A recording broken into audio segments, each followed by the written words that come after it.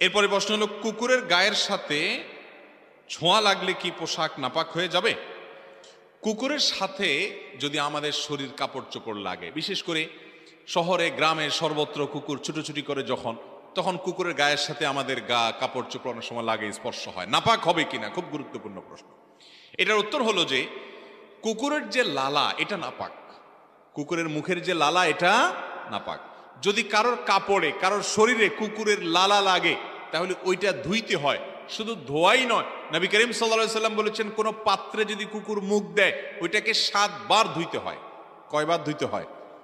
বিজ্ঞান গবেষণা করে হয়তো বাইর করছে বা করবে যে কুকুরের মুখে হয়তো এমন কোনো জার্ম আছে যেটা এতবার না ধুইলে যাবে না, মারাত্মক কোনো কিছু হয়তো আছে, আল্লাহু আলাম। সেটা আজ হোক কয়দিন পরে হয়তো বের করছে বা করবে, অথবা করুক বা না করুক, নবী করিম সাল্লাল্লাহু আলাইহি সাল্লাম থেকে বিশুদ্ধভাবে বর্ণিত এর পেছনেই কল্যাণ আছে, এছাড়া কোনো কল্যাণ থাকতে পারে না। বিধায় কুকুর যদি কোথাও মুখ দেয়, আপনি কোথাও যাচ্ছেন, মুখ শুকতে গিয়ে জিহ্বা দিয়ে চাটলো আপনার জামাটা, তাহলে যেই জায়গায় চাটছে ওটা নাপাক হয়ে গেছে, ওই জায়গাটা